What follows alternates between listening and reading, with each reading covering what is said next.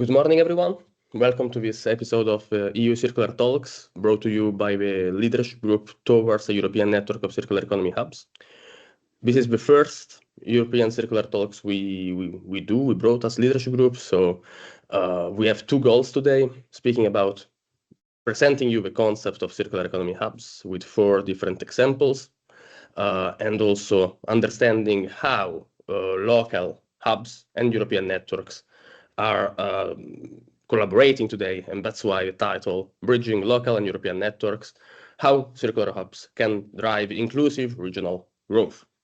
I am Luca Polidori, EU Program Manager of Circular Economy Hubs at Holland Circular Hotspot, and I will be your moderator for the next hour. We will hear it first from Anders Ladefgoed, members of the European Economic and Social Committee. Then I will give the word to our director at Holland Circular Hotspot for a keynote. And then, indeed, as I said, we will get to 4 examples of circular economy hubs, different in structure, in main activities, but all with common, with some commonalities, which will help us to find consensus on defining what makes European circular economy hubs in Europe what defines them. So first, we will hear it from Karin Huber-Heim from the Circular Economy Forum in Austria. Then we will go to Helsinki, where Alisa Mick will define the hub MIXI. Then we will be in Berlin with Dina Padalkina, founder and chairwoman. And then finally, we will get to a more local level, where we will be in Aalst with the Social Circular Hub Decade presented by Ingevold de Bond. After that, we will be taking questions and answers. You already have received several ones. Of course, you are welcome to submit more in this in the coming 2 hours. And then finally, of course, we will try to summarize all what we have discussed in these 2 hours and bring some conclusions and next steps for activating the network that we are describing. So, without losing too much time, it's my pleasure to give the word to Anders Ladefgoed from the European Social and Economic Committee. Please, Ladef. Thank you very much. And well, let me first thank the organizers for inviting me and us to say a few opening remarks for this event, which has a very exciting topic, I think, the importance of hubs in driving growth, as you said. My name is Anders Ladefgoed, as a moderator already said, and I'm a member of the European Economic and Social Committee appointed by the Confederation of Danish Industry, so that you know where I come from. For those of you who don't know, the European Economic and Social Committee is an advisory body to the European institutions. It's the voice, you can say, structured of the organized civil society in Europe. And what we do is giving, let's say, complementary input to shaping new policies on a broad range of topics. We do it by proposing, we call opinions on legislation that the co-legislators are making. Well, actually, the Commission is obliged to ask us, and that is a chance for organized civil society to give input to the policy process. But more specifically today, I'm which is one of the co-hosts today.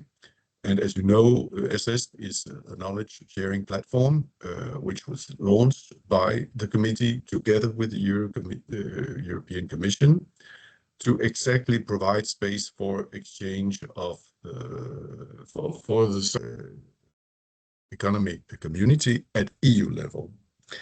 And I think that the topic today is really well chosen to look at how, let's say, the local and the European regional level can reinforce each other and speed up the circular economy. In a way, you can say that topic we are discussing today is part of the necessity of scaling and creating critical mass for the circular economy. And well, I don't need to tell you, but I think we need to constantly tell everybody else that way too little of our economy is circular. It's something like 10%. And if we want to get anywhere, we obviously need to speed up. We need to look at what are the accelerating factors, what initiatives are there, which initiatives can be taken to speed up. Well, basically, let's say from a helicopter perspective, you could say there are two approaches. One is top-down, so the legislative, looking at the framework, the regulatory framework. Is that the right one? Does that let's say allow for the circular economy to grow? And then there is, let's say, this is where this event really fits in. Departing from a belief that the real transition will take place on the ground. You cannot create this top-down.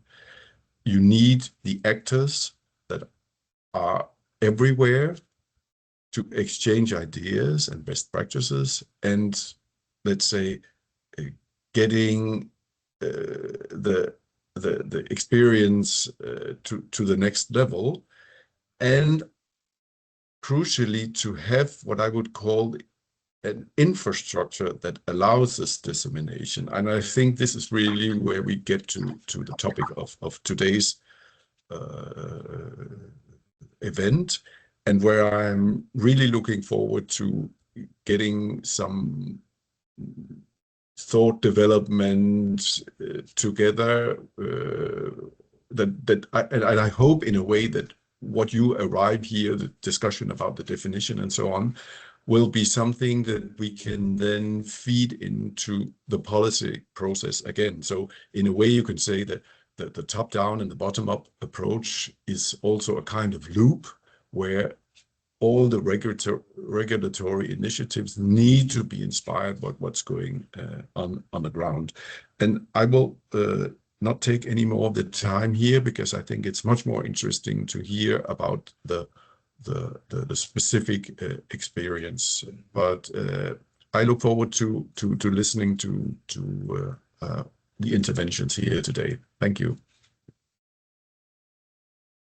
Thank you, Anders. Indeed, the top-down governance and bottom-up initiatives are two main elements of what we have in mind for the definition of circular economy hubs at the leadership group. But indeed, that being said, I forward the word to our director at Holland Circular Hotspot. Welcome, Freek. Welcome on stage. Thank you, Luca. Thank you, Anders, for your nice words and meaningful words. And good morning, dear friends from Europe and beyond. As you know, my name is Freek van Eyck, Director of Holland Circular Hotspot and co-chair of ECESP. And I see circular economy as a system change that is needed to progress towards a sustainable future that's inclusive for all and leaves no one behind. And it's a transition that leaves, let's say, that steers us away from an undesirable future, from a linear economy. And in such a transition, we need everybody on board. We need governments to set the ambition and to create the boundary conditions. We need the insights and knowledge from the knowledge community. We need involvement of citizens, consumers, because they are the leaders and consumers of tomorrow. It's important to mainstream circular economy thinking, education and training, and we need the entrepreneurs because they show guts, they invest, they accelerate, and the main actors actually of a scale up. For me, these stakeholders are all the bricks that we need in a circular transition. And I see circular hubs as the cement between the bricks. We connect the dots and the stakeholders. We are frontrunners, coalitions of the willing. I think we are trusted neutral entities with a myriad of circular economy knowledge. We can connect top-down actions and bottom-up actions. And if I look what you guys are all and girls are all doing in the world, I see you performing several tasks. knowledge dissemination, sharing best practices and insight, making circular economy measurable and actionable by scans, roadmaps, providing access to finance, and so much more.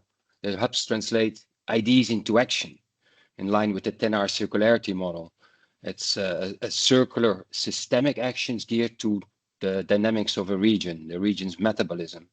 And we see these hubs in every corner of the world, related to every market segment. We have local hubs, regional hubs, national hubs, international hubs, and depending on the socio-economical setup, sometimes they're initiated by government, like maybe in Vietnam. Sometimes they're more business-driven by government, like in Nigeria. Sometimes it's a combination. Sometimes it's a knowledge institute, like in Poland. And of course, we have also the network of ECESP, which is an amazing platform which connects everybody. So in a hub network, people meet, they create dedicated communities, and it's in this community that you can get new initiatives. And that startup initiatives that's in skill to viable business models. It's also the insights that we share that matter. For instance, for regulatory input, look at ESA's joint declaration launched during the World Circular Economy Forum recently, or actually as we speak. ESA is preparing the final, let's say, details of a letter to all the new incoming commissioners. So because of this essential role of hubs, we started this leadership group. So we aim to better understand these hubs, the working mechanisms, incentivizing them by mapping and analyzing emerging and existing national, regional, local hubs, along with their governance models and tools. We want to understand them better to make them function better. So areas of focus will include community engagement, social enterprise support, cross-regional collaboration, and how to overcome funding and policy challenges. So together, we will basically examine how to strengthen and integrate, let's say, our network. So let me say that we want to define better what hubs are and how they can better work together. I wish us to be very successful in this leadership group because I think the world needs us. Back to the moderator. Thank you. Thank you, Freek. Indeed, you've mentioned so many elements of what now is in our mind as a leadership group for defining hubs.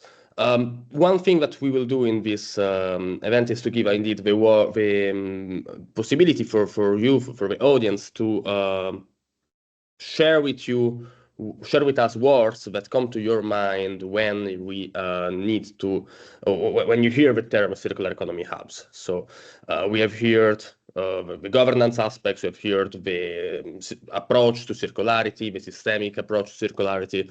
We have heard several keywords from our keynote speakers, but what is that you think, what are single words that you have in your mind when you think about circular economy hubs? We want to collect as many words as possible in this specific session, so please do send us your words in the chat of this Teams event, because this will be used to create a cloud word, a cloud of words, a visual representation of all the words you will be sending, and this cloud will be then used for us as an input in order to improve our definition of what circular economy hubs are and how should they be defined. Another thing, as I said, that is part of actually defining the hubs is not only having a definition, but also understanding how such network of circular economy hubs can integrate with already existing networks. And one thing is when you think about the top-down, the structural things of networks and how they should be represented at a European level. But of course, as we hear, these hubs are organizations that basically started from a bottom-up, with a bottom-up approach or with a local approach at least. So a lot of them are already existing, and what we are trying to do is mainly bringing them together. Existing hubs since several years means also existing collaborations locally with other representatives of other European networks, such as it can be collaborations with the European Enterprise Network, such as it can be collaboration with hubs for circularity projects. And that's one thing that we want really to also better understand. How is such collaboration between elements of different European network happening today, so that we can then try to define this at a more European level. That being said, we heard a lot at European and level, and now I want really to switch to hear from the practitioners, from the hubs that are indeed existing since several years and that are practicing what we are preaching until now. So the first presentation I would like to hear, and I would like to call to the stage, is the executive director of the Circular Economy Forum in Austria, Ms. Karin Huber-Heim, which will present her hub, and I'm very looking forward to this presentation. Please, Karin. Thank you very much, Luca. Thank you very much, Circular Economy Stakeholder Platform team, for the invitation and for the honor to be able to present here among such great other networks that we've been admiring from so far. But I hope we will all move closer after this, at least. Let me share my screen, and I hope this works all perfectly for us.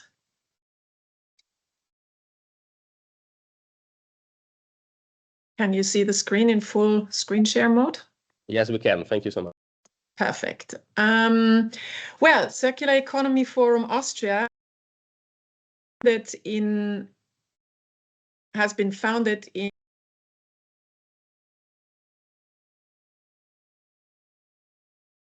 Karin, you are muted right now.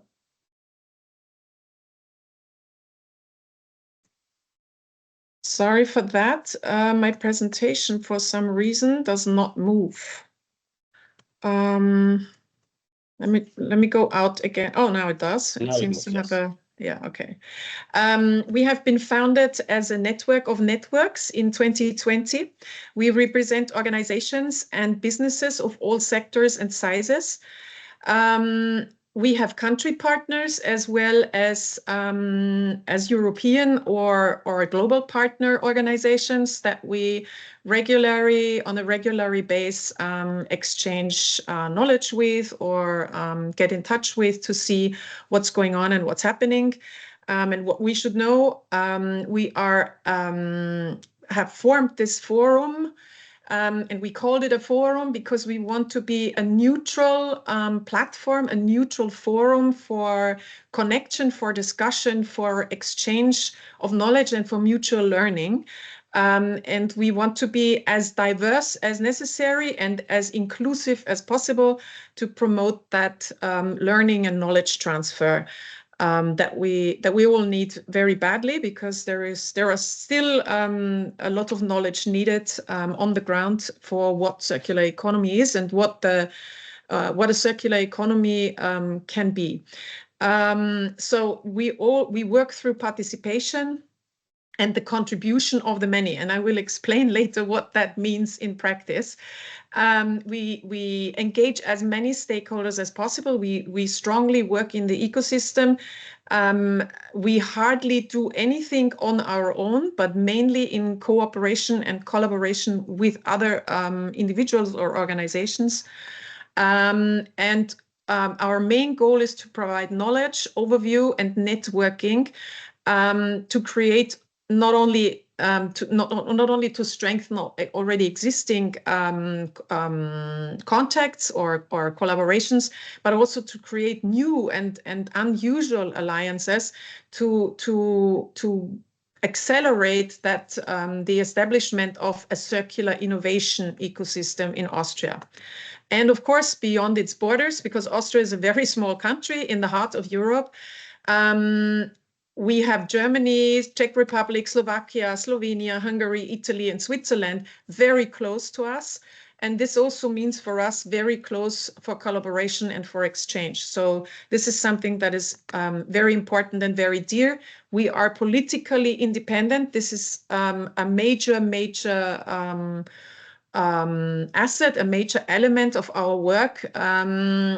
no matter what parties or what political agendas are either on the European plate or on the Austrian one, we are driving the circular economy agenda.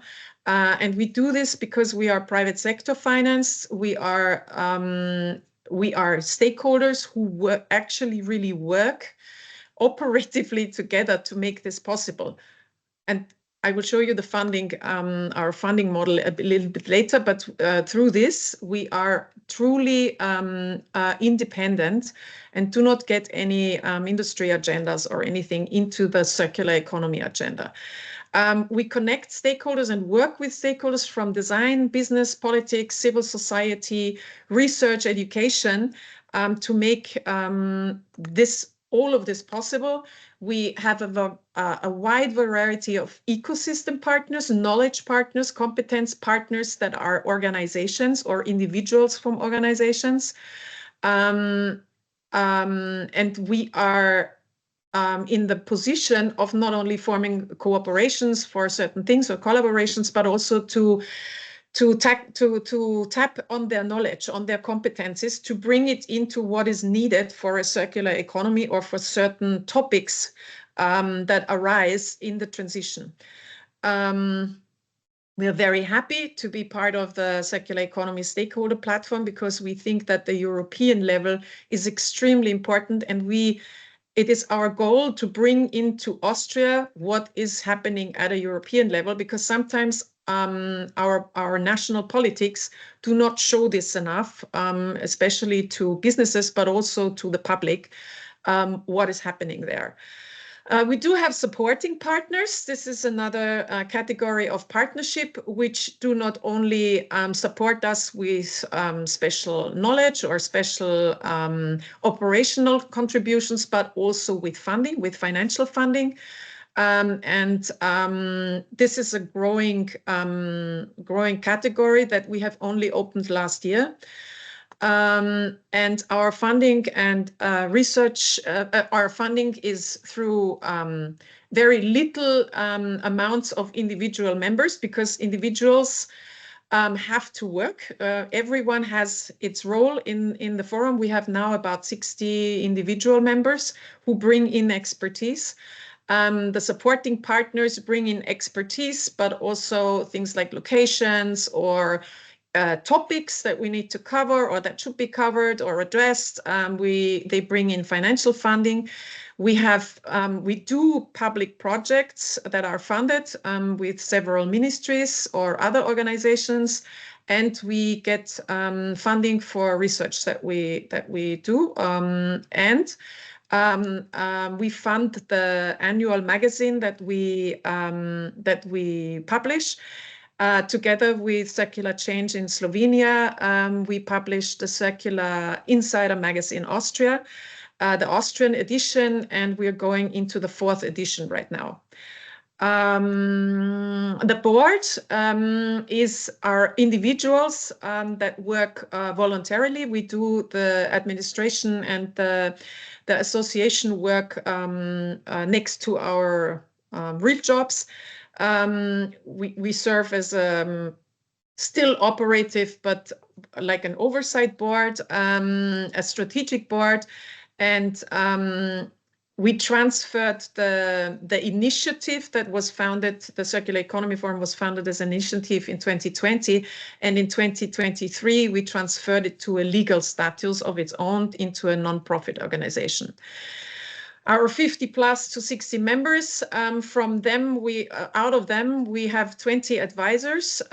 We have system scientists, environmentalists, sustainability and policy experts, designers, engineers, data scientists, economists, law practitioners, educators, academics, all kinds. Each and every one has certain competencies and knowledge and networks that they bring with themselves. These are not all of them. It's just I didn't get everyone on one page, but they all bring something to the table that is used in projects or in other formats that we cater to.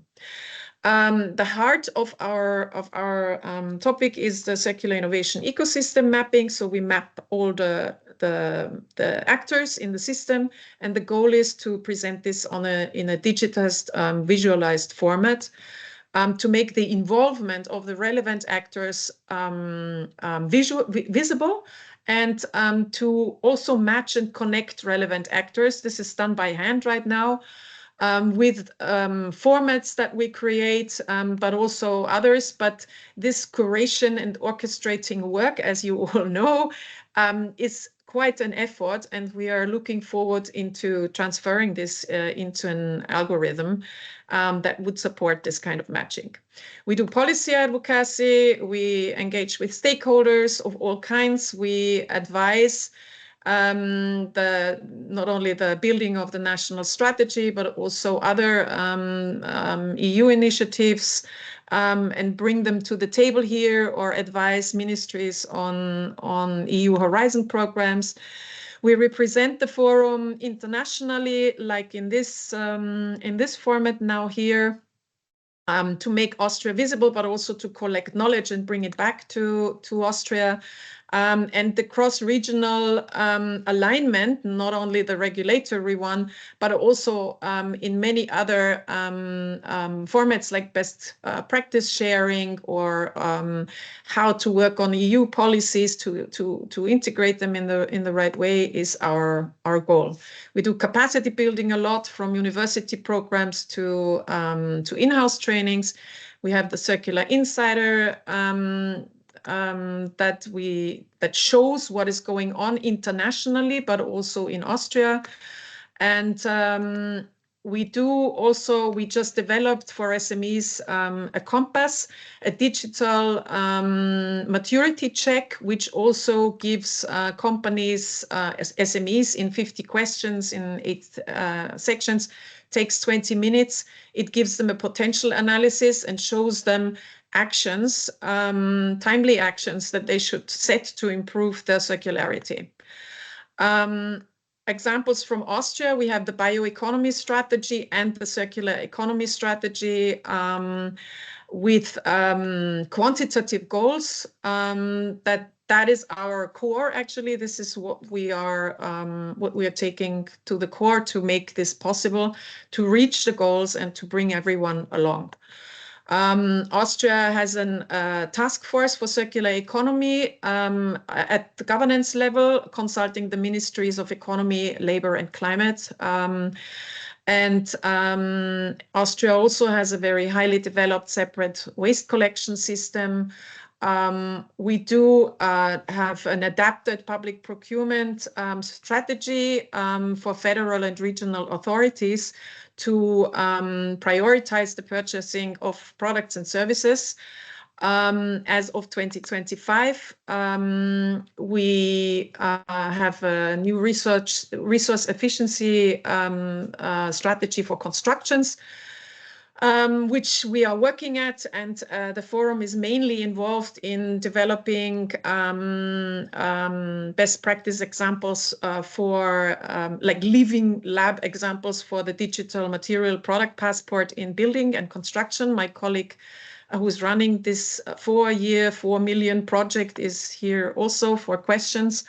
And the repair bonus in Austria, the repair bonus scheme, is a very successful scheme that has that is showing very good numbers, and we have more than 1 million repair bonuses so far that have been claimed by consumers to get half of the costs of the repair of electrical or electronic devices. And it is now will be opened up to bicycles and electric bicycles as well. And the deposit return scheme is starting at January 1st in 2025 for single-use beverage containers that will be collected and have a deposit fee. We have an Austrian progress report, which is accessible at the website of the Ministry for Climate for 2024, which collects all the activities that have been happening in Austria. And we are happy as the forum to be involved in so many of them, and also to be mentioned, namely, in this in this report. Okay, and for now, I'm going to stop, and thank you very much for your attention.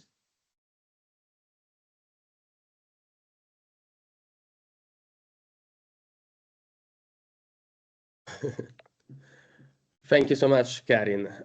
In the meanwhile, I see that we have received 36 responses for our word cloud. And I also see people are setting some words in the chat. Please make sure to submit your word in the box where is put your answer here, because I'm not sure otherwise we will be taken into account. So I see facilitations, engines, symbiosis. These words, please put them in the right place. Indeed, the chat is to submit other questions that will be addressed. But I did hear a lot of interesting things from our first speaker. I already heard that the role of bringing the EU to the local level, and I think this is a fundamental role of hubs. If I think about some European policies that will affect businesses, like the new eco-design legislation and the digital product passport, and how far all these things are from the local small and medium enterprises in Europe, for example. But these different policies and how to tackle them at a local level is one role that we absolutely envision in our definition of hubs. I've seen a lot about I heard about the mapping exercises, and indeed this is also an area where, as a leadership group, we are trying to find different tools and methods that we can share with the different hubs. And I do believe that mapping is an area that we could try to indeed working a bit more on, and eventually, if not standardize, at least find a way that allows the different mapping exercises to be interoperable and to facilitate the identification of cross-regional collaborations. So I hear a lot of different concepts. So thank you very much for that presentation. And now I would love to go to our next presentation, the next hub, which will be presented by Miss Lisa Mick. She will present us a hub based in Helsinki. Hi, Lisa. We are all here to hear about MIXI. So hi, everyone. Good morning, and great to be here. I'm really excited to meet you all, and thank you for initiating this great group. I already learned a lot from Karin from your first presentation, so really inspiring. So I'll share the screen. And please let me know if you can see it. Yes, I can see it in presentation mode. Yeah, so we are located in Helsinki, as mentioned. And by the way, today is the Finnish Independence Day. So great to speak about what is happening here in Helsinki. And I'm going to provide some fun facts, especially because it's the Independence Day, but I think it's also great to understand a bit what's the context of our hub. So Helsinki is the world's second northmost capital. If it was a physical session, I would ask you to guess which is the first one, but I can tell you it's Reykjavik. But it's interesting fact because it has implications on the way that we are connected to other countries in Europe and the world, and then also our connection with nature. And it's also the capital of the happiest country in the world. So Finland has been already 7 years in a row the happiest country. And for those who have been here during this time of the year, it might be a bit surprising, but that's the fact. And also it's one of the best capitals in the world to live in. So there are many aspects which affect this fact, but one of them is that it's one of the cleanest cities, for example, in terms of air quality. But what is more interesting for our discussion today is that it's the place of two leading events. One is Lush, which was in Helsinki 2 weeks ago. It's one of the biggest startup conferences in Europe, and it attracts startups, corporates, investors from all over the world. And the other event is the World Circular Economy Forum, which you probably all know very well. And as you know, it was initiated by Sitra, the Finnish Innovation Fund, and it's in Helsinki every few years. And the next one will be in the spring of 2025 in Sao Paulo in Brazil. And MIXI was founded to bridge the gap between the two events. So as mentioned, we have in Helsinki and Finland, we have Sitra and we have Slush, which both represent very different worlds. And we at MIXI are based on the vision how to bring these worlds together. So on one hand, the startup ecosystem, and as you know, probably Finland is one of the most innovative countries in the world. On the other hand, of course, the world of circular economy, which again, Finland is the first country in the world, for example, to have a circular roadmap. So these two strengths and potential to create also impact not only in Finland and the Nordics, but beyond. So that's our mission.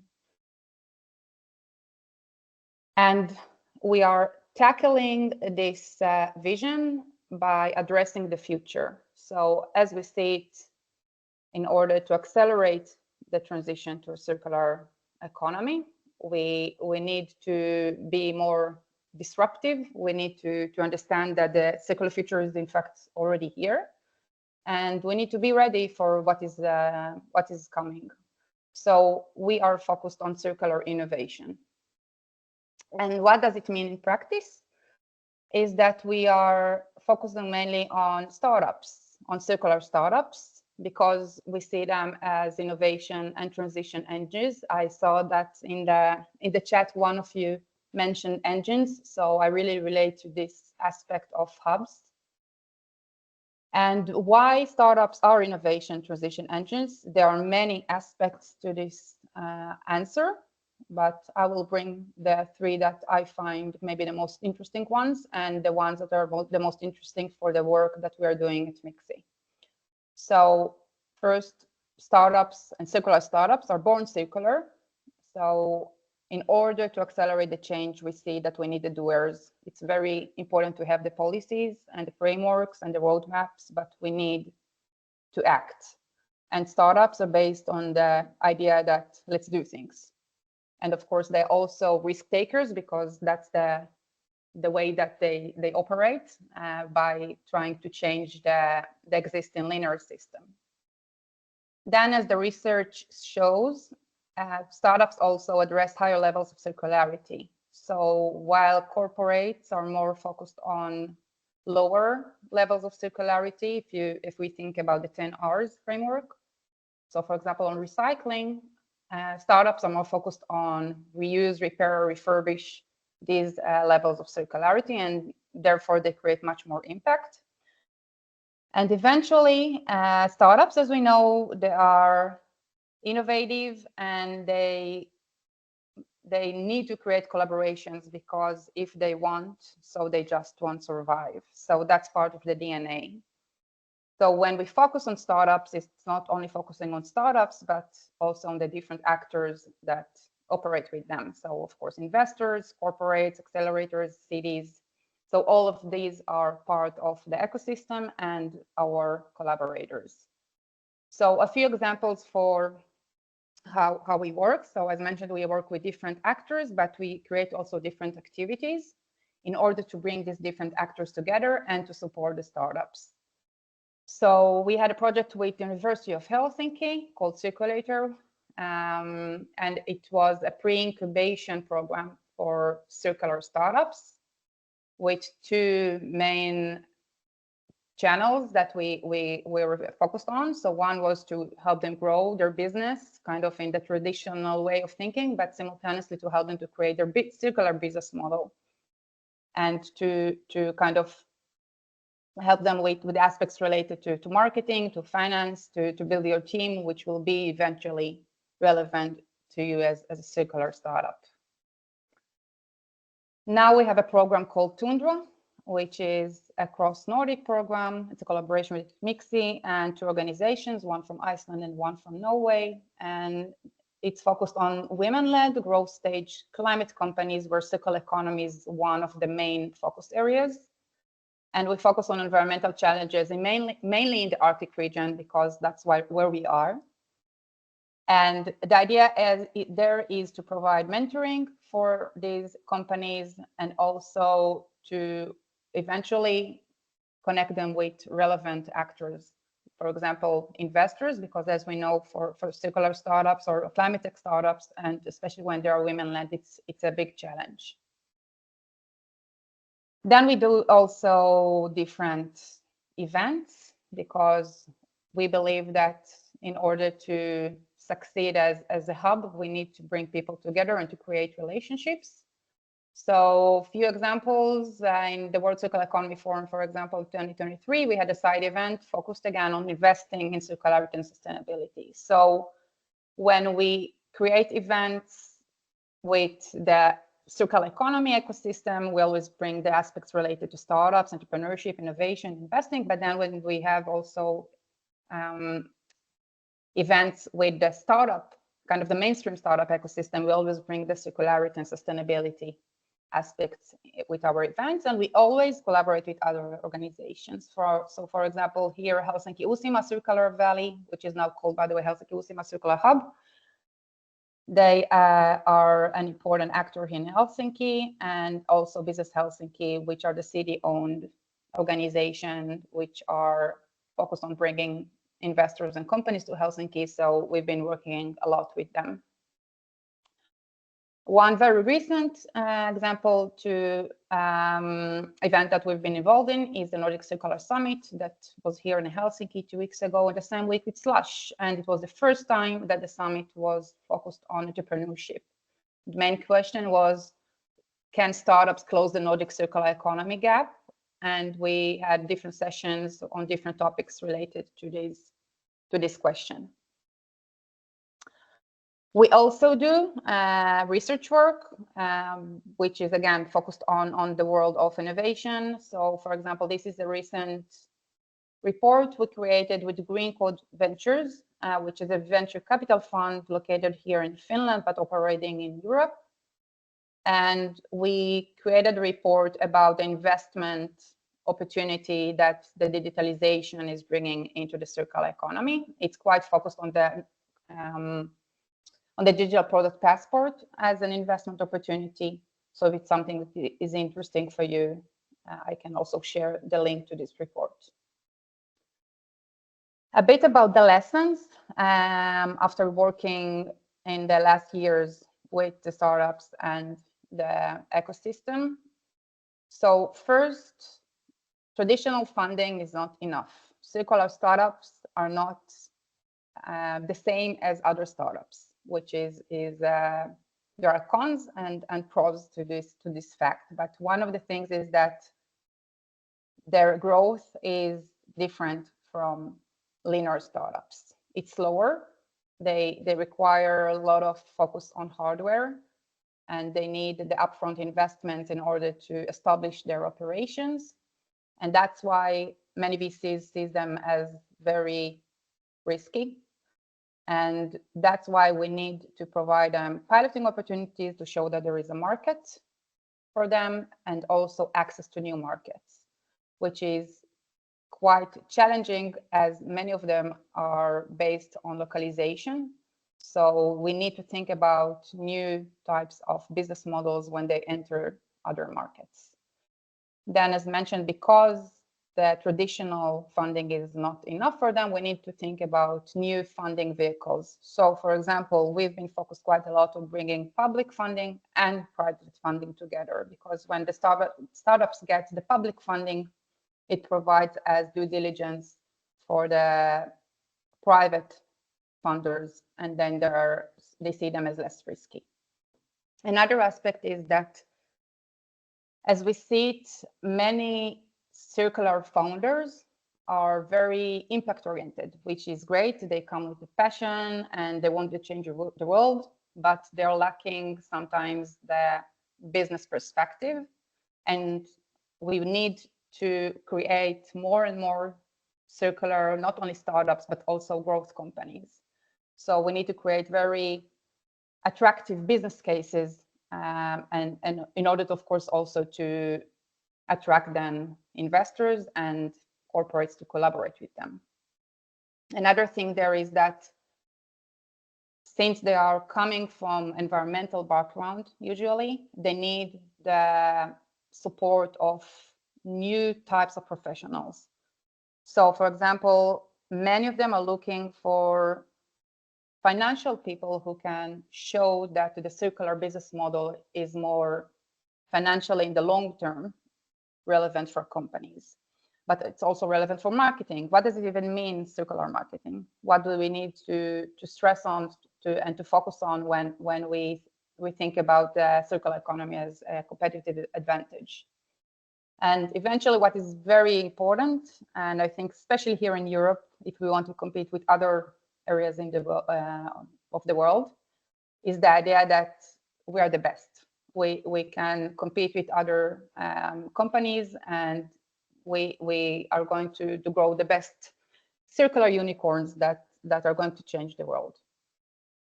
What I see is also that we are in an amazing time.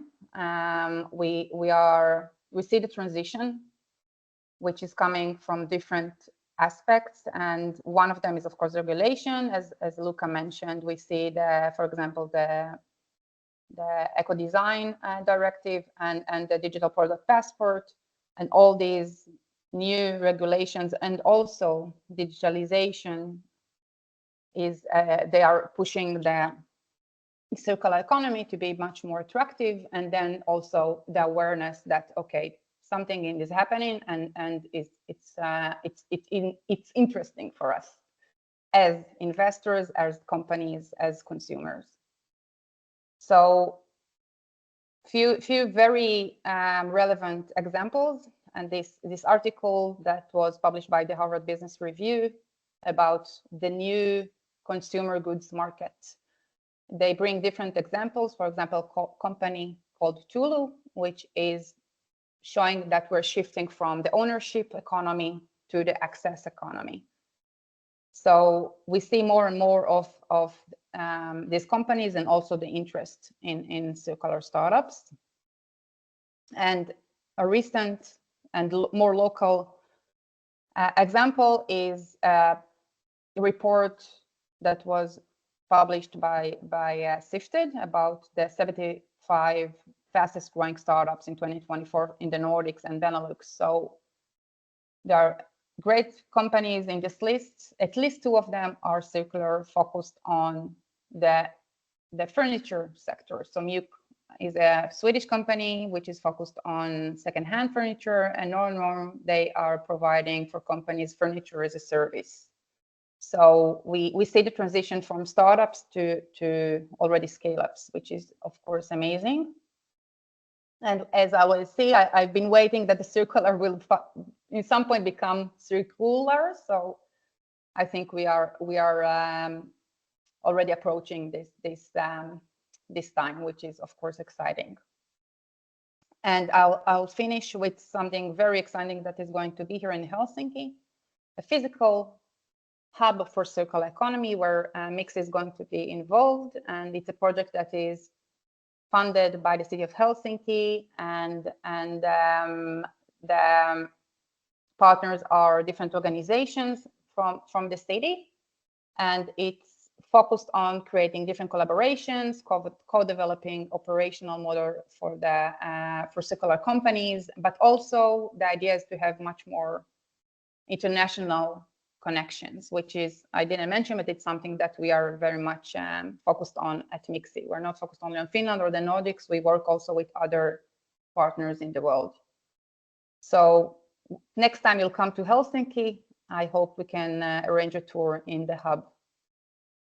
And with this idea that you can't change the linear system alone, we're working with different partners from different areas, as mentioned, not only in Finland and the Nordics, but also from different sectors, and with funds, with accelerators, with governmental and public organizations. And I'm sure that there are many here in this session who are very relevant for us and will be happy to collaborate with. So thank you, and I'm looking forward to hearing your questions and also hearing about the other hubs. Thank you so much. Thank you so much, Elisa. It was really inspiring to hear that. I think, indeed, as you said, one of the most important things is to be able to replicate some things that are happening in some countries, in some others. And to that extent, the way you deal with entrepreneurs, the way you deal with startups, which indeed are a new kind of are a different kind of organization, and therefore, new circular business model require all the new different approaches to acceleration, approaches to funding. I think this is something that we should try to add to our toolkit that we are trying to define with this leadership group. And so, of course, not every hub is supposed to have an acceleration program. I've seen in your presentation the Helsinki Sima Valley, which we have invited in last European Circular Economy Stakeholder Platform conference in Brussels, where we had a different discussion, more at indeed city and region level. But indeed, it was it's very interesting to see how these things integrate with each other in Finland. And I hear in the chat also that several people found you an inspiring presenter. Happy Finnish Independence Day as well. So thank you for being with us today. And indeed, now we will have questions after the 4 presentations, so I will not take more time in that. I will quickly roll the ball to Miss Dina Padalkina. We from Helsinki, we travel to Berlin, and we hear what is the city doing. Hi, Dina. Hello, also from my side. Can you hear me well? Yes, we can. Yes, I'm glad to be here in this round, also from Berlin, from our organization Circular Berlin, also to share our experiences, how we designed and structured our work, and where we now envision our connection with the European circular economy hubs. On that moment, I'm going to also share my presentation. By the way, just yesterday I returned from Helsinki, and also was very impressed by a lot of innovations and topics discussed there. That's why big applause to City of Helsinki. Can you see my slides? Yes, we can see it. Yes, thank you. Perfect. Yes, I think we come a little bit here with a different story from our local hub and circular economy.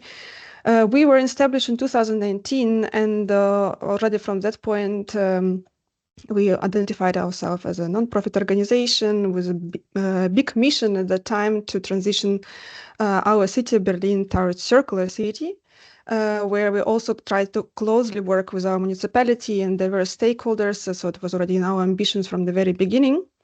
And the way we structured our work, it was through 3 domains. One of them is knowledge building, because we did observe that circular economy at that time still requires a lot of understanding, clarification, and building knowledge together here locally in Berlin.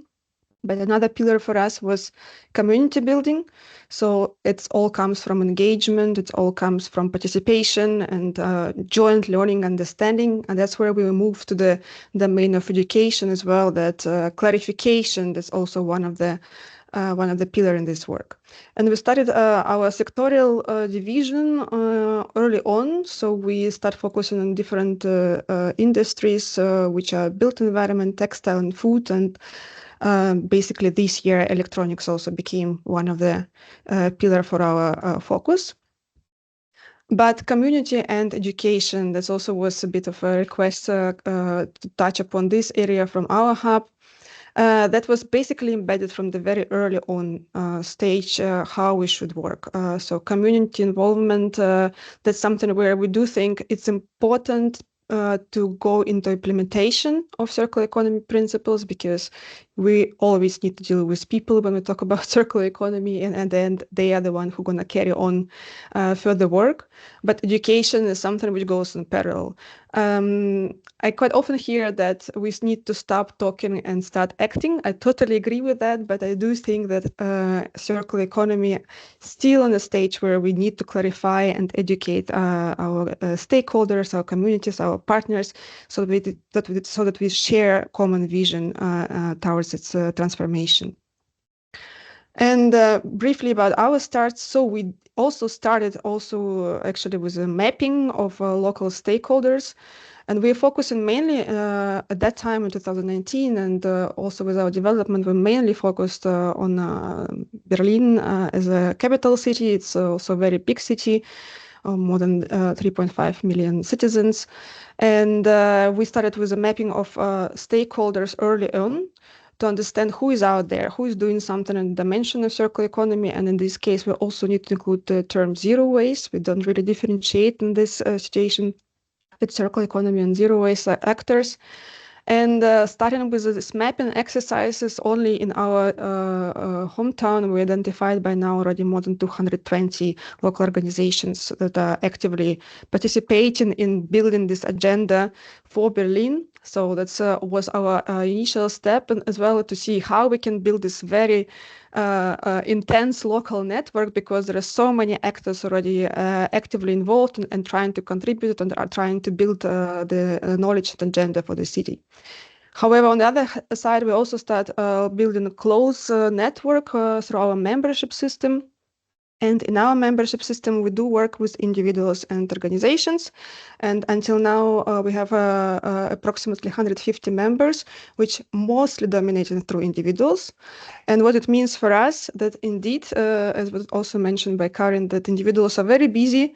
They have their jobs and work and other commitments. But for us, we see them as a change makers, so to say, in the environment. So we do try to empower them also with the knowledge and ensure how they can bring this knowledge further in their own local environments in Berlin. Either it's at workplace, either it's because they may be also some having managerial positions, or the educators, how they actually transmit this knowledge further. So it works like this local web, which we also publish on our website, is a map for organization, but it actually indeed works like the spider web transformation. Looking further in terms of education and raising awareness, it's one of the big pillars of our work.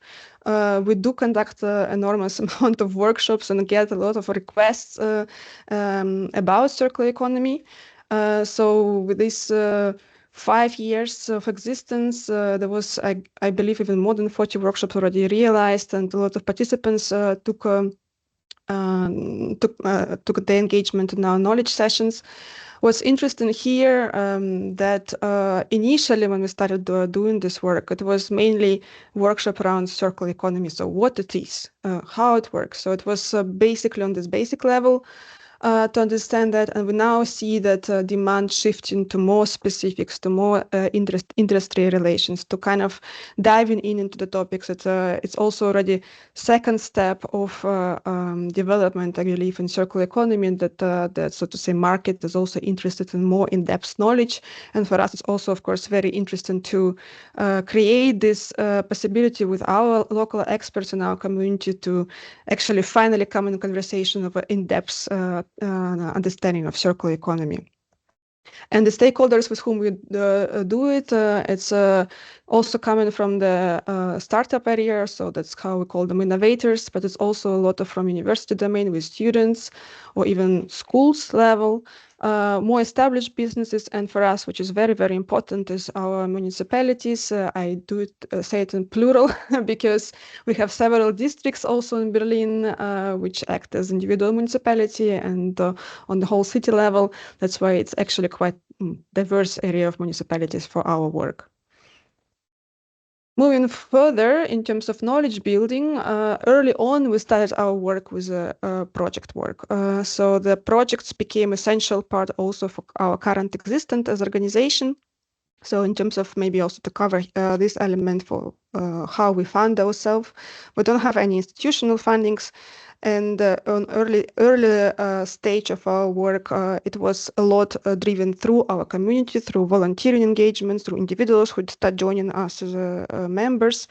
And later on, we moved into the domain of project fundings, and a lot of projects very much linked to the transformations in Berlin. And also we have a diverse type of projects coming from the support of Berlin city itself, but also what I will touch upon later, some of them also coming from the European level. That's also one of our approach to dock into European landscape. And And interestingly, that I looked up for some numbers. So from the first year of our work, we until now already in realization of more than 20 projects, and around 6 of them very much directly involve municipality or target municipality. And this is a very important and crucial pillar for us to engage city and to see how our work can benefit to our city. And I brought some examples of the projects, just also moving from local to more international level. One of our beloved project in the area of textile, which called Again Guide. It's basically mapping the textile art strategies actors in Berlin on a local map, in that case, so that our citizens in Berlin or consumers can find a solution for their second-hand or for their repairability of their clothes. So in this case, our target group is mainly citizens of Berlin, and the project was funded by a municipality. And it also shows extensive work with the Berlin textile community. So we had to map here more than 2,000 actors to create this digital tool. And obviously, as you can imagine, circular economy sometimes seen as a very innovative field, but sometimes we actually have to work with actors which may be even not digitally present, especially if we work in the area of repair. And that's something which our team, with support of the also partners, realized for this project. So basically going through the streets and see if this repair shop is still open, operate, and how they do this work, so that we could bring the visibility to this map. And right now our ambition is with this project basically to roll out in other locations, not only in Berlin, because the digital platform is open source, designed as an open source solution. And this is also one of the embedded idea for us as a local knowledge hub for circular economy, to see how we can design a project that way that it's possible to scale them in other locations without actually replicating like they do one-to-one the same thing, but they can already build up on our knowledge. Another interesting project, which also to highlight how we work with local stakeholders, is in the domain of food and food waste in the hospitality area, where we designed a whole MOOC for Berlin hotels networks in terms of how they can reduce food waste on their kitchen. And what observation from this project was, so it's again a very local one, that we as a hub, we of course have our knowledge, but we are not a hotel. And in order to bring this knowledge further, we definitely need to cooperate with real practitioners. In this case, we worked with a Seminaris Hotel, one of our partners in this case, where they could test our knowledge experience, where they could give us feedback, they could participate in designing the program. And obviously, they could also speak for the program for themselves, where you can obviously, for other partners in this network, we can get a lot of credibility that it's not some hub created something, but it's actually participation of real actors who are practitioners in this field. They also want to drive this change. We were doing our work a lot in our Berlin bubble, and I could go for many projects which we also realized on a very local level. But one of our maybe first attempt was to start connecting with other actors outside of Berlin was Circular City Challenge. And that was in the first place, we run this program twice already.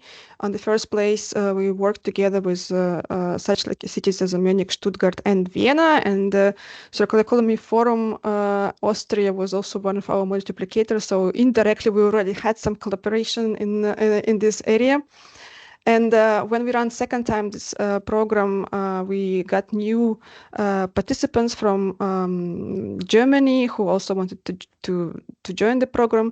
The idea of the program was to bridge the gap between municipality needs and circular economy innovators as startups, so that to see where they can dock their solution in the municipality needs.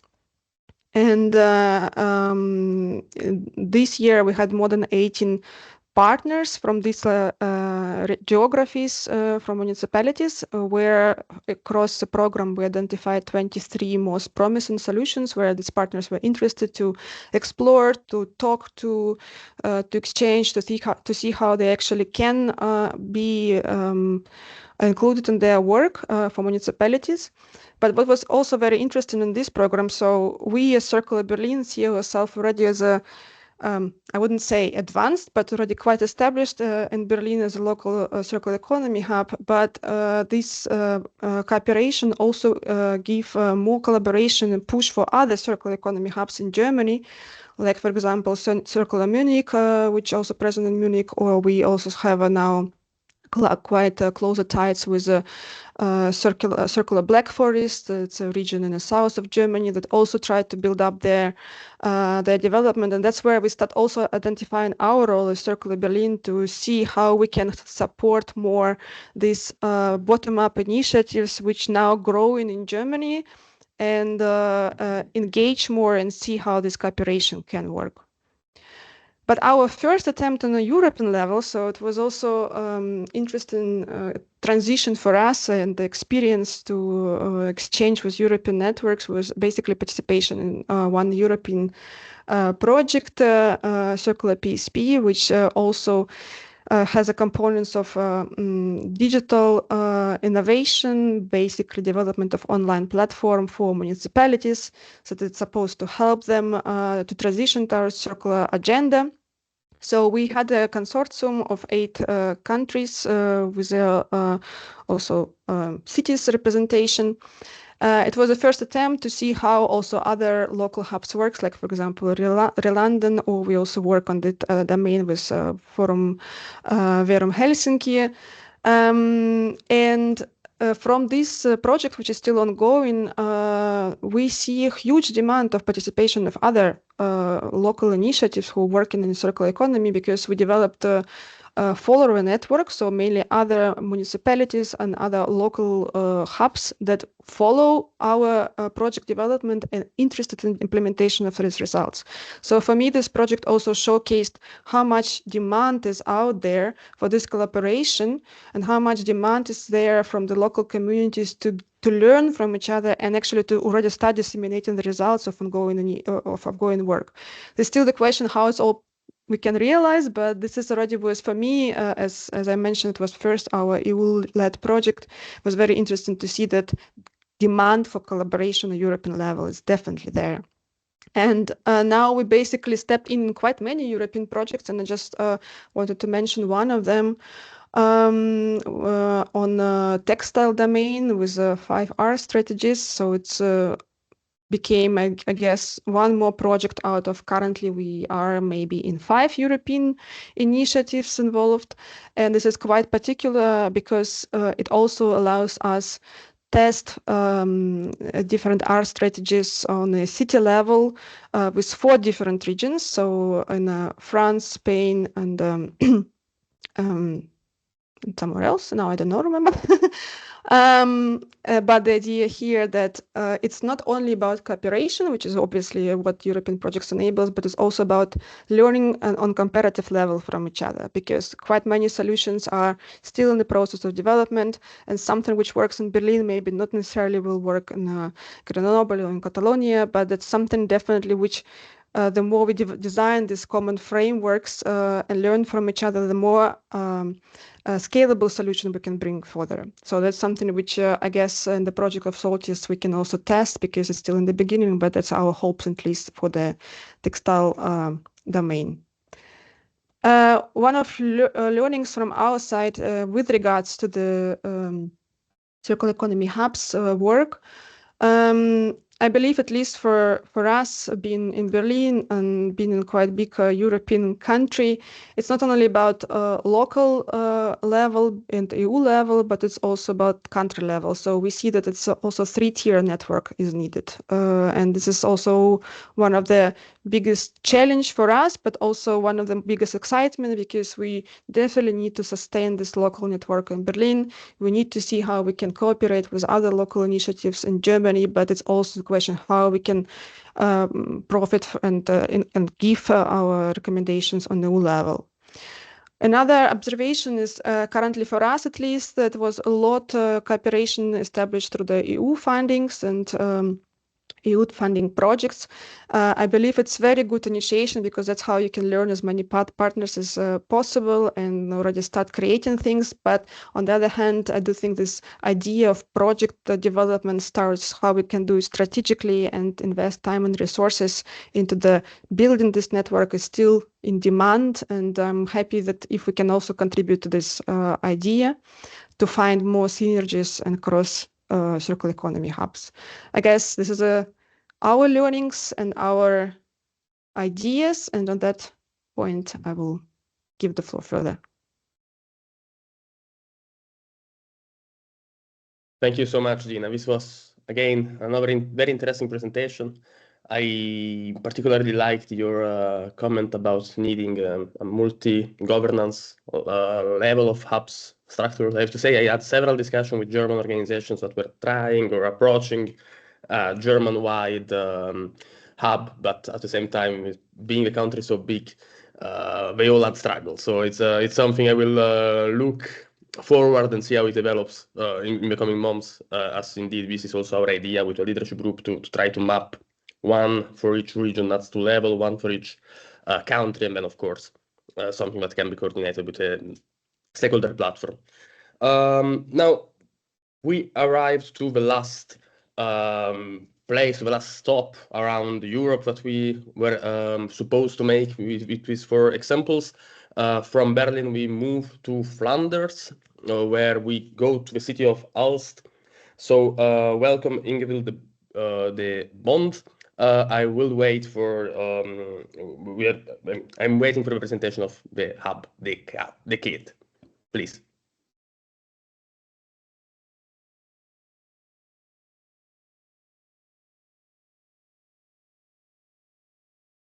And I think you are muted. I can see your screen, but I cannot hear you. Okay, you can Yes. see, okay, this will work better. And it's okay to see the presentation? Yes, you are all set up. Okay. Also from Belgium side, I would like to thank you for the opportunity to be able to talk here, to be part of this European Circular Talk. And also to the audience, I'm really thankful to see how many people are participating here, because I truly believe that by connecting people that have the mindset of change and that also drive and dare to question current systems, and that we can really together build the path towards circular economy. So it really feels good to see how many people are here. I will briefly give an introduction to our the setup of the social circular hubs in Flanders in Belgium. So just to give you some background, in 2020 also Circular Flanders and the Department of Work and Social Economy, they joined forces here in Flanders to accelerate social circular entrepreneurship in Belgium. Both organizations, well, they picked up the signals that social and circular economy can potentially reinforce each other. And so there was a need for connectors to bridge the gap between different actors who were really not aware of each other. So actually this was the genesis of the idea of social circular hubs. So here you see the map of Flanders, and at that moment 11 social hubs were created, spread over Flanders. Today we have even 3 more social hubs, and we are also connected by a learning network, which is an arching structure, so to speak, of all the social circular hubs in Flanders. So that's a bit to give you a structure. And you can see then here is look, Aalst is located, and here is our specific hub. The network or all the different hubs, they have different types of organizations in the lead. So it can be civil society. It can also be driven by a knowledge institute. It can be a regular entrepreneurial network, or it can also be driven by local government. They all are founded on local partnerships. These partnerships are deliberately diverse. So it can be municipal authorities, social profit organizations, SMEs, knowledge institutions, and that offers the opportunity to have a wide range of expertise. So spread over the different social hubs in Flanders, we have expertise in construction, in food, healthcare, SMEs, chemicals. They are all boosting new circular entrepreneurship with a social impact. And the valuable of this regional network is, of course, the possibility to share best practices. So this is data from the end of 2023. So that was the just gives you a brief overview of the accomplishments of the social circular hubs in Flanders. So you can see, for instance, how many events that were launched in Flanders, how many organizations have received guidance. Also, we established social media platforms on LinkedIn, on websites, in order to reach so many people as possible. And as I said already, meanwhile, we also have 3 more local hubs that are not on the map right now.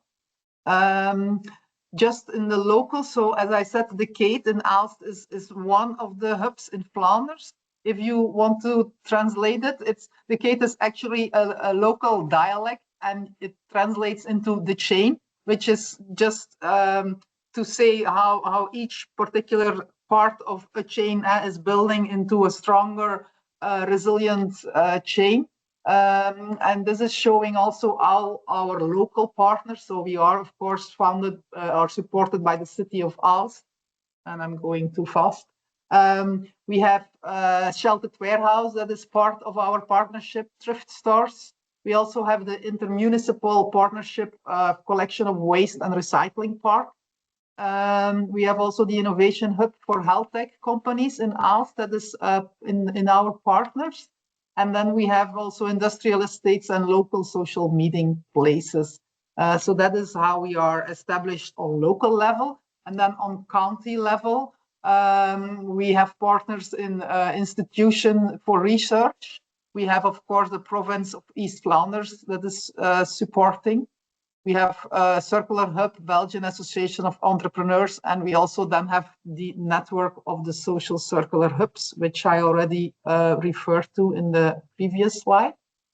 So this is how we are working local level. One of the projects that we are working on right now, and it refers a bit to the project that Dina just mentioned in her slides from the Circular Hub or in Berlin. But so we are looking into project food waste, but more into healthcare, because we know on average 278 grams per patient in a clinic is thrown away. That adds up to about 15 tons of food waste in Flanders on year level, and that's a cost of about 30 million euro to the Flemish healthcare system. So we have brought some hospitals in area of Aalst together with some institution, and also schools are showing interest. We have sit around the table and we have defined, okay, so actually we have a need. We see that this is a problem, or we prefer to call it a challenge in this sector. And so now we are working together with the research institution as well to see how we can, first of all, measure and see how we can translate that into value towards each company, because of course their core business remains healthcare. And when you want to start a project like this, you need also to show how this can bring value to the total company. And of course, we also are sharing best practices on how we can really make a difference and how we can find a solution to reduce the food waste in this sector. Another project that we are running from the Kate is that we are trying to make on the local industrial estates and residual flows. We want to make it more sustainable because we are focusing on the packaging waste. For instance, in Flanders, it's about estimated 1 million ton of industrial packaging waste that we know. And so we are working to bring companies together that are already locally centered in the region of Aalst, and to really sit together on the table and to see if we can find consolidated solutions here. We also have, as I mentioned before, Sheltered Warehouse or tailor-made company, which is part of this project, which is also very helpful to make the link to the social economy. So this is another project that we are running from Aalst, and it's also supporting the Green Deal from Flanders. If we then go to the next level to see how we can unlock the power of the European networks for regional solutions, I think, as I mentioned before, I'm now giving you a slight view on how the situation is in Flanders, but Belgium is also the French-speaking part, and then we also have Brussels. So I think from our side, we already have the need to build a structure network on the regional level, and then Then, of course, it will be important to from bottom up, also strengthen the European network, and also top down, of course, to support the local economies in the transition towards a circular economy. So that will be the challenge. I think if we want to look briefly into the definition, it remains a center to drive the transition towards circular economy by connecting stakeholders, also sharing knowledge and resources, and of course we emphasize the strong or the possibility or the importance of the strong interaction with social economy, and the scope is both on operate local, regional, and or European level. So I think to make a social circular hub successful, we need the multi-stakeholder approach. We also need to boost social and circular entrepreneurship, and that also creates potential in terms of job creation. It's also important for knowledge sharing and the local relevance. So we need to look for tailored solutions addressing specific regional and community needs. The circular hubs, for us, it's very important to focus on creating awareness around both on circular and social economy for citizens and businesses. The networking, as I mentioned already before, also frontline advice, and helping to realize implementation of specific new circular initiatives, again with the social impact, and also to realize the new circular services for recognized social economy businesses. I think just from our side, the call for action, or what I see as very important, is to engage with circular hubs like we are doing here, to accelerate the shift to a sustainable, resource-efficient future, support policies and initiatives that empower these hubs to thrive. It will be an opportunity to grow in green innovation, a stronger network on community level, and also to keep on aligning with the European Green Deal goals.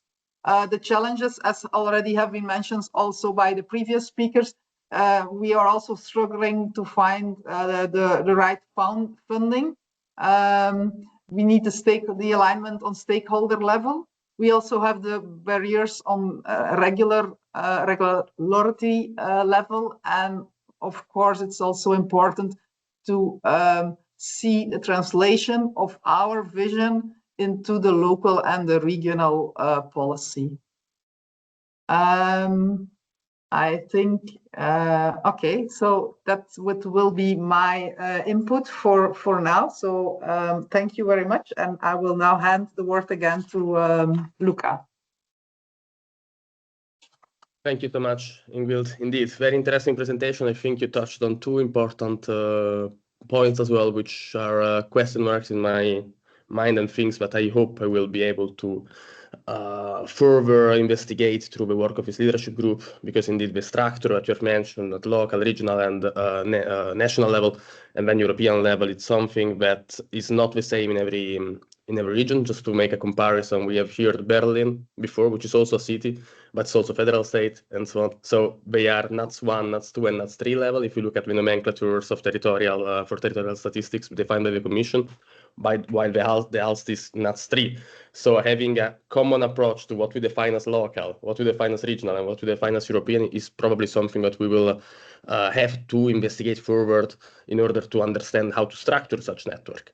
And at the same time, indeed, the need for fundings, which have and is linked with the different projects, because right now, perhaps most of the times they do are driven through the participation and the execution of projects, also requires an understanding of what kind of what kind of administrative framework are we working with? Because I think about the European projects that Circular Berlin has shown before, and also the local project that you've shown now. And one of the things is usually that the role of a hub is to bring on board into projects the right stakeholder at the right moment. And when you think about planning a European project or a local project, you usually have to plan much in advance. And so how do you bring external stakeholders in the right moment into a specific proposal is also something that is not, while the activity is quite clear at an administrative level, often it can be a border, because it cannot be all subcontracting, it cannot be all third parties or so on. So I think there are several challenges that we have to further explore together to bring this network to an advanced operational level. Now, that being said, these were the 4 hubs we have heard from today, different parts of Europe. I was very happy to see also that our Brazilian Circular Economy Hub connected and indeed invited us to next year event of the World Circular Economy Forum, which will happen in Brazil. So thank you, Bea, for being here with us. And I know also in Brazil it should be quite early in the morning, so I double appreciate that. And we can, I'm very curious to see the results actually of this of the work of this mapping exercise we did of words. So I don't know, what is can we go to the results of can we see these 36 responses we have got? And I'm asking it from maybe my bad answers. Yes, thank you. And can we see the answers we've got from the word cloud? I'm asking to the social economic IT support. Yes, coming soon. In the meanwhile, I do remember you all, but indeed, today, all these challenges I have described from how to map and how to make sure that the mapping exercise every hub is doing can be synergic and interoperable with other hubs. How can what can the role be of such hubs in European projects? Potential methodologies for incubation acceleration. These are all elements that we expect to further investigate with the leadership group. The leadership group is also open to the participation of every different of hubs. We actually did already a preliminary mapping within our close networks, and within Europe we've identified already 22 hubs, but we will keep doing these mapping exercises. We are now studying a way to do that in a GDPR compliant way, because of course we're asking you to share, we will ask hubs to share data with us, but you can stay updated through our LinkedIn page, through our different social media, to make sure that you don't lose the moment where we will ask for your input in order to further identify different hubs in other geographical areas, such as also Eastern and South of Europe, which today are not too represented here, but we will of course make sure to make it in a way that all of Europe will be mapped and supported. And I see the word cloud coming in the chat. Shall I open it and share my screen? How can we organize it? You should be able to see it in the chat, the screenshot of the word cloud, and on the screen as well.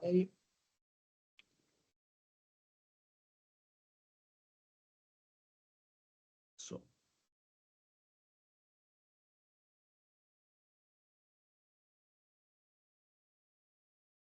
Luca, can we have the chat open to allow for interaction and reactions while we are following all the lectures and having discussions? I think that would help. The chat is open, I think. I'm seeing different input from different speakers and audience members. So yeah, if someone chat is only available during the meeting. Yeah, I cannot access it for some reason. I don't know why other people can, but I cannot at all. But something and Milara, you have just tried to put me on it, but it still doesn't, for me, it doesn't work. I'm sorry. I don't want to be impolite, not answering questions. It's just that I can't technically. Yeah, but something for the IT support team to help me with, because I'm not the host of the Teams meeting. But going to the word cloud that has been shared, can you see the screen? Yes. Okay, so these are the keywords we have received. I see collaboration as big central word. Community, of which we have seen different ways of engaging different communities, members at different structural level. Build on the principles, I think it's referred to the principles of circular economy, the different waste categories, reuse, remanufacture, recycle, all the re's we know. Aligning incentives, so that's a very interesting one.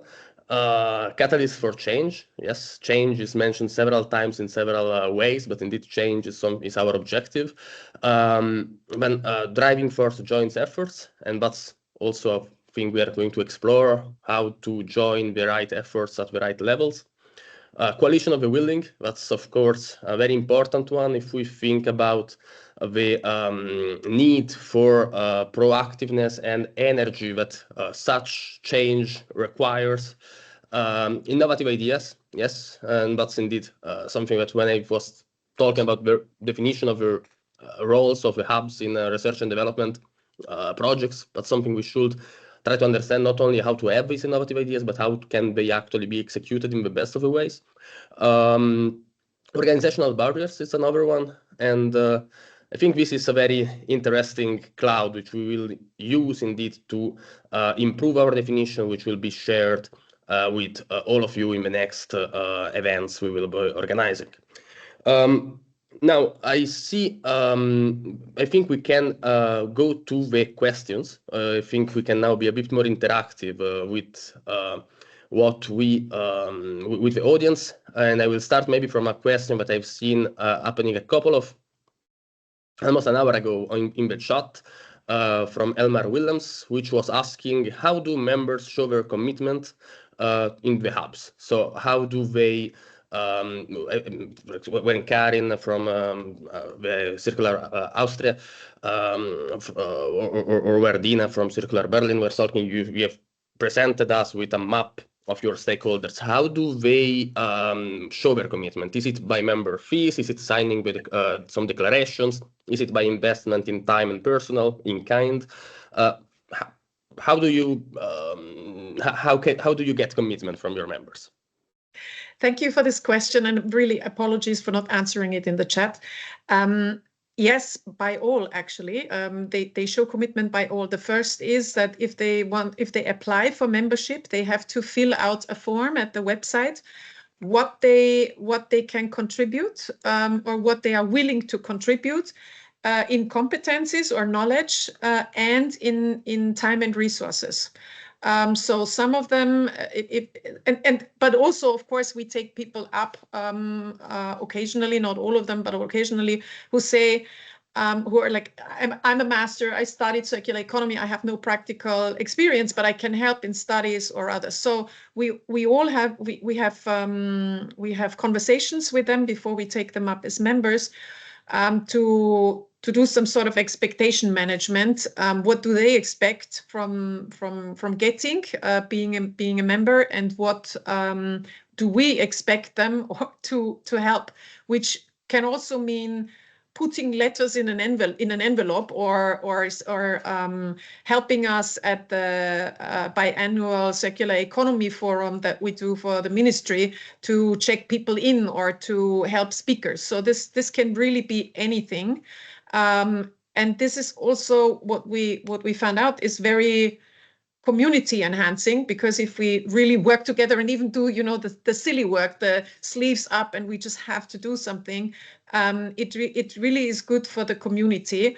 And we completely understand that not everyone at the same time has time or resources to do things, but we encourage everyone to come up with ideas, and we are set up in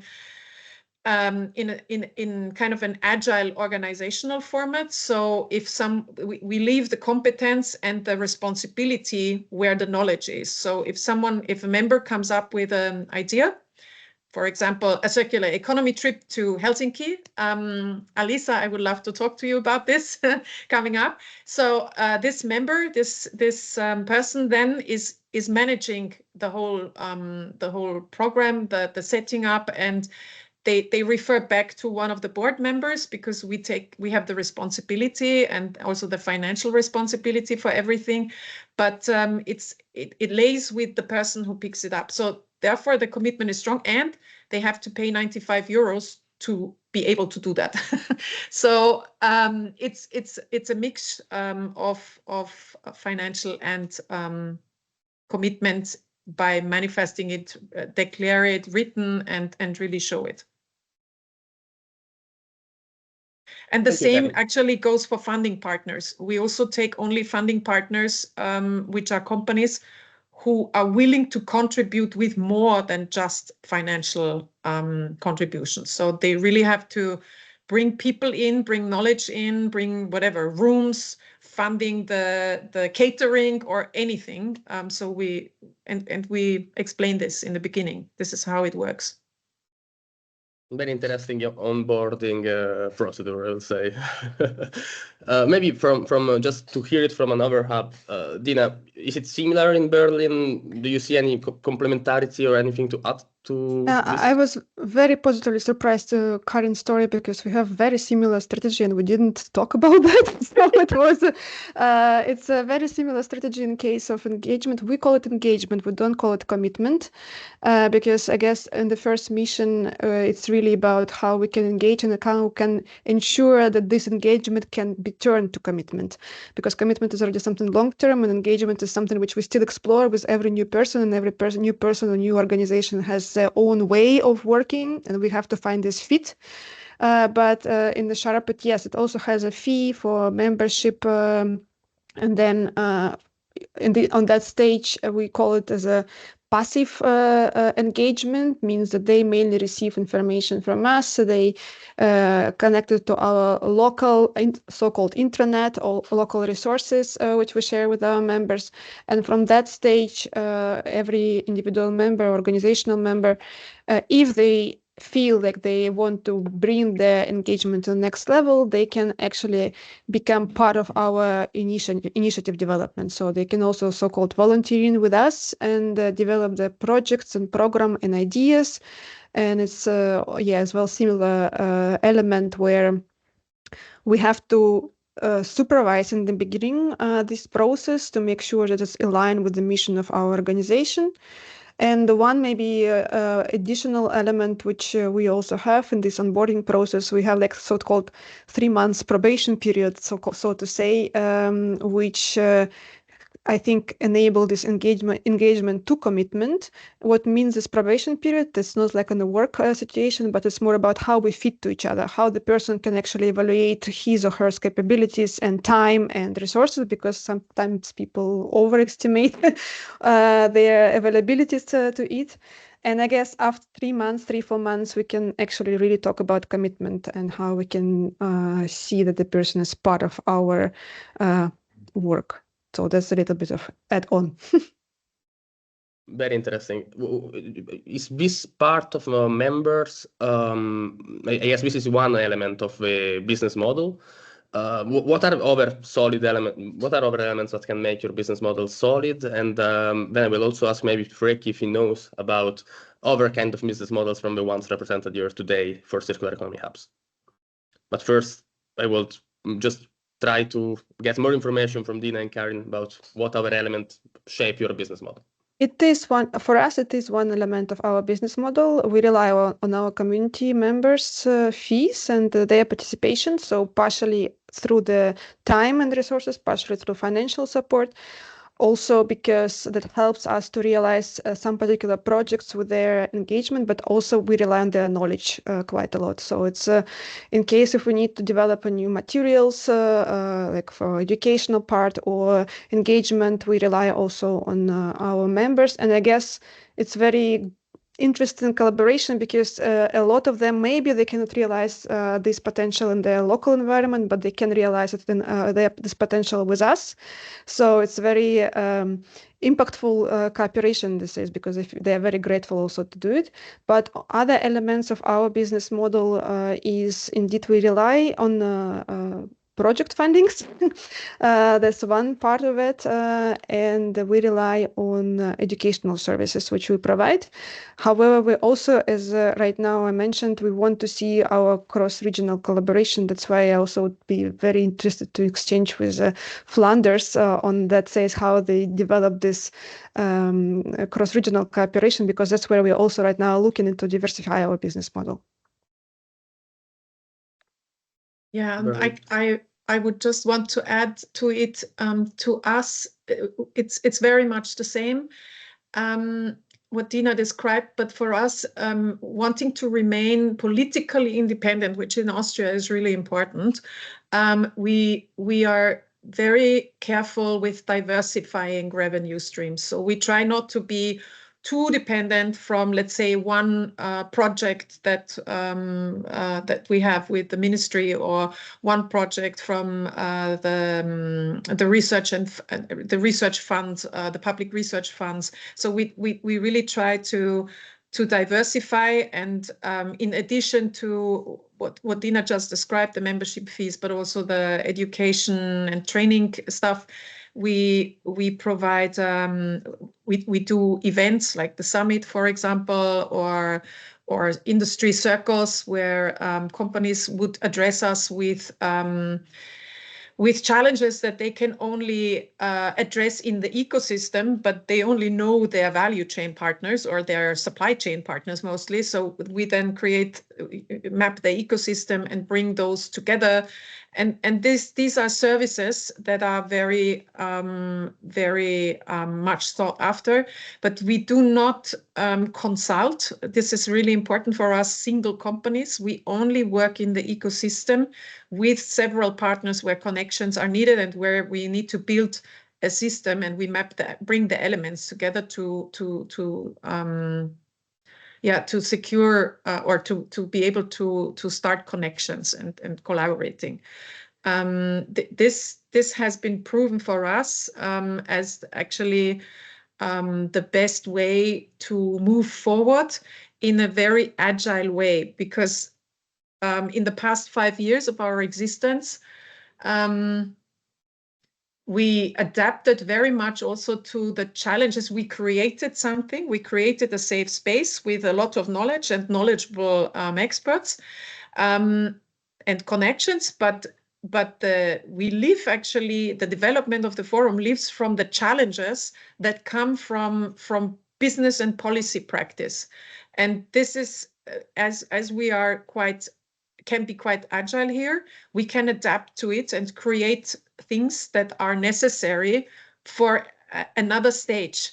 You described it very well, that there is now the the need to go more deeper, to become more specific in topics. It's not, and yes, and still we need to talk about what is circular economy, but with a lot of interested parties already, they want to have deep dives. So we created last year, we started to create deep dives for certain sectors, industry sectors, with relevant challenges for them, which was not on the plan, but we did it. And the next year, we will most probably go into a project that we did not see coming and actually did not think about it, but we were asked to apply to consult communities, Austrian communities, and bring them together with businesses on accelerating the circular economy or the establishment of circular procurement, circular thinking, circular businesses.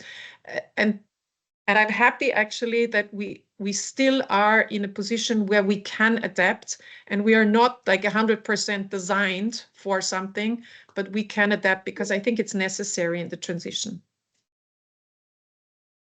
Thank you. Very, very clear. I just wanted to say to the audience that we have received a lot of questions, and of course, we still have only 14 minutes. So if your question will not be taken now, we will answer them offline and perhaps publish the answer either on LinkedIn or on this Teams channel. But we will not ignore your question. Going forward, I have received a question from the Technical University of Clausthal, which I think is in Lower Saxony, Germany. And I think this is for Ingvild from the KIT. They are asking, how can you reconcile regional sufficiency and social acceptance with an holistic perspective of circular economy? Okay, my microphone is on. Okay. So how to reconcile, so how to connect the both? I think it requires an integrative approach that respects, of course, the local context while aligning with the broader circular economy. I think it's always important to find the balance.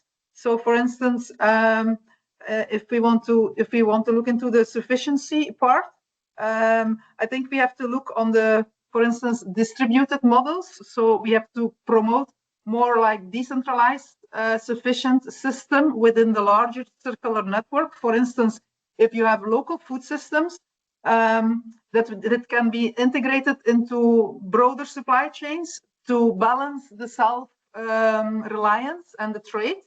I think it's also important to find closed loop systems so that we design systems that minimize waste at every level. Of course, ensuring the regional resources and without compromising to the broader circular flow. So I always think it's important to first focus on local resources and needs, and then, well, of course, that's where the importance of the hubs is to make the bridge always to go on the higher, on the wider or the more global level. So I think that's one of the main importance if we look at the sufficiency part. On the social acceptance part, I think it's important also to align policies across scales, and I think there is a very high challenge still to find alignment on policy level. Also, there will be a challenge on the cultural and social dynamics.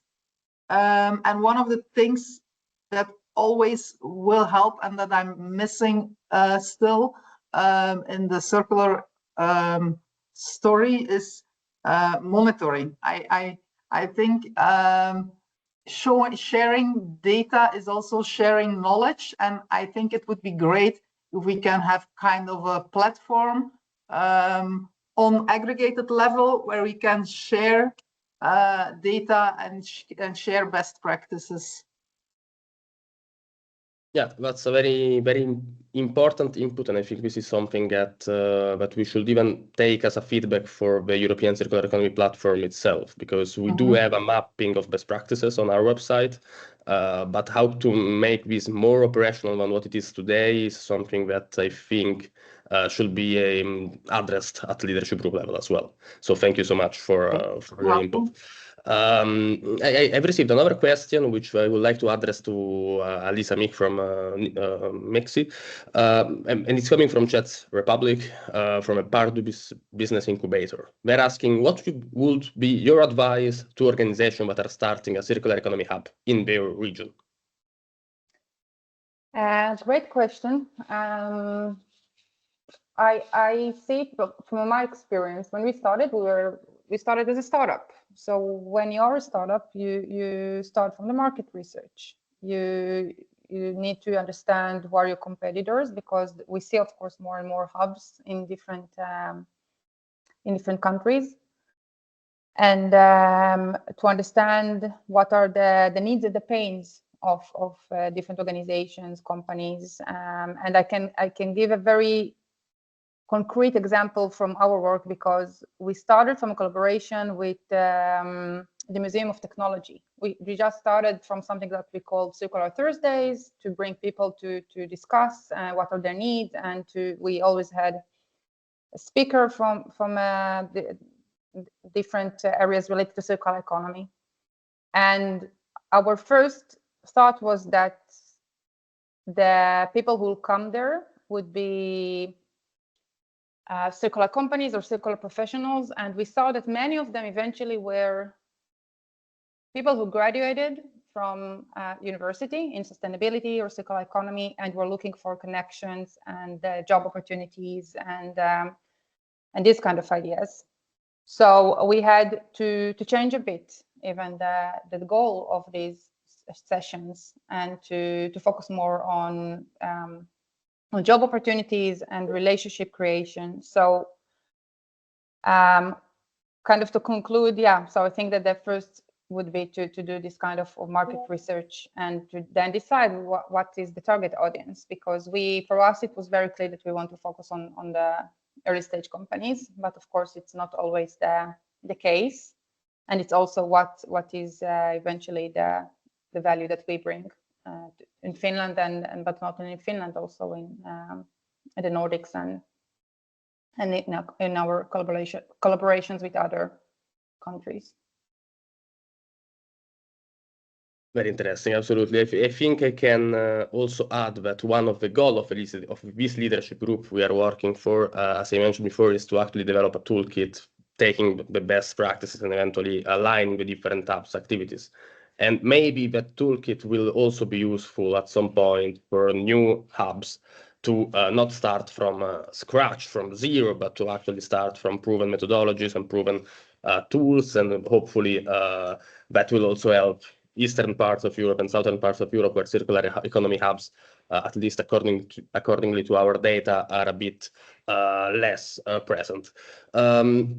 If I may add something very short. I know that the time is almost over, but I think also it's something that was mentioned here in the cloud, the physical presence. So I think kind of the balance between the digital and the physical presence is very interesting also to hear about, the other hubs, because you need the physical aspect. Of course, you need people to meet and eat together, and then you need the fun part also, but also, of course, the platform for knowledge sharing and materials and everything. So yeah, it's a combination that is needed, and yeah, interesting to see how different hubs are doing it.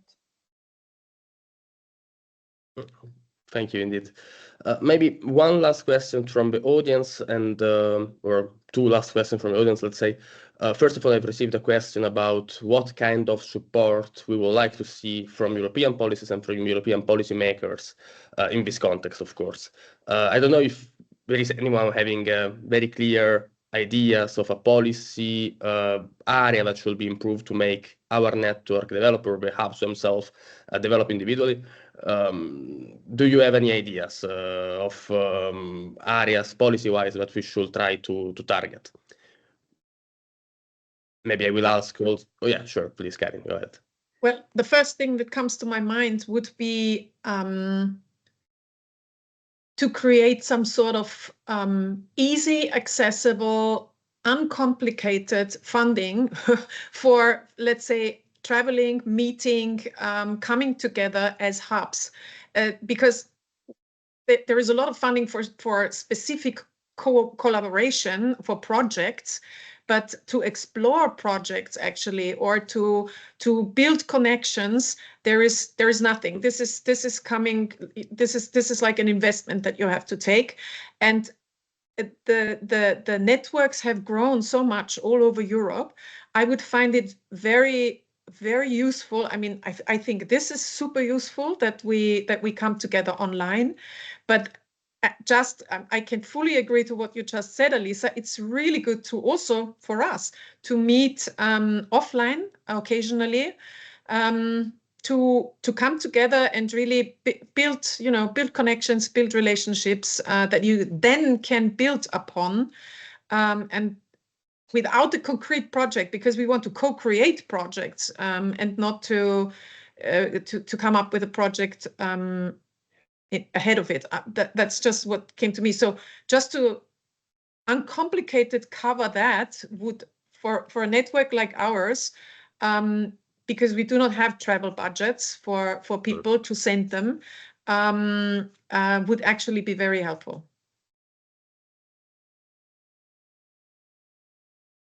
We can't hear you. I can't hear you. Thank you very much. I think this is something interesting and practicable. I will give a last word to Dina before rolling the ball for the final remarks back to the European Social and Economic Committee. Please, Dina. Thank you. Very honored for the last word.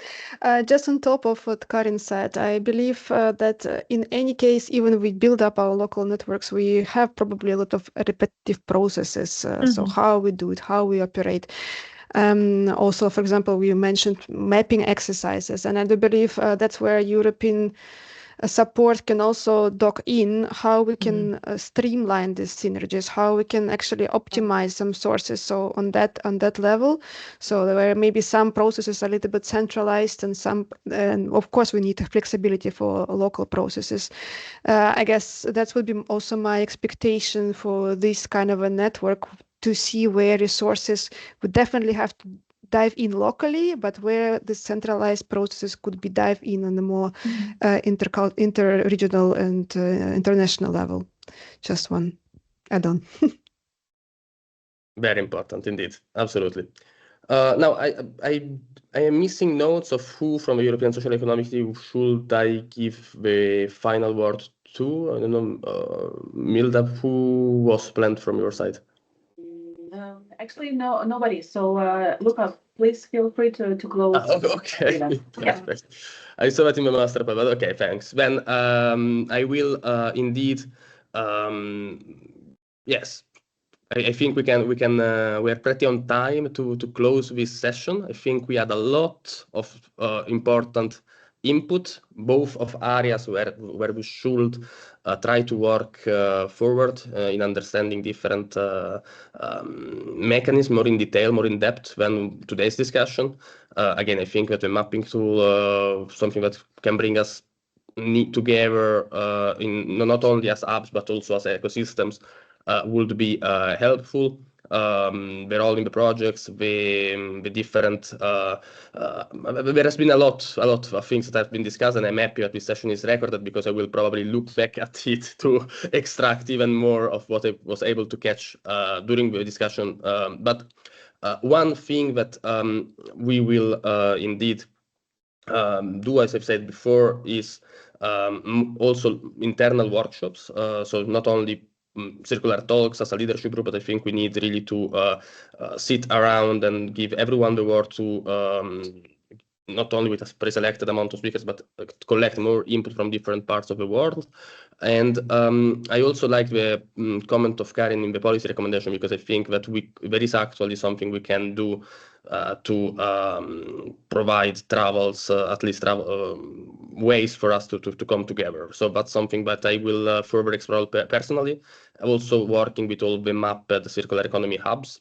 And again, about this mapping exercise that we are doing, you will be receiving, if you're registered for this event, you will probably receive some communication at some point. I was hoping that this was something that I was going to be able to share with you today, but indeed we have to. this input collection has never been done at ECESP level, so that's something we're now looking for to make sure that we do it in a way that we are not breaking any regulation. But that being said, I thank a lot the different hubs that provided us with a lot of inspiration. I think this is a public event, but also gave us a lot of operational input to activate further the group. I thank a lot all the members of the coordination group, and Freek, maybe if you want to say a last word as co-chair of the platform, it will be appreciated. Thank you, Luca. Well done to the team for bringing everybody together. I can only say that today is the first day of the rest of our lives. Let's make it count, let's make it circular, and let's collaborate, because we can all accelerate. Thank you very much for all your presence, and keep in touch, keep in the loop. Thank you, Freek. Thank you. Bye-bye. Thank you, everyone. It was a pleasure. Hope to see you soon. Yes. Thank you so much as well. Bye. Thank you all.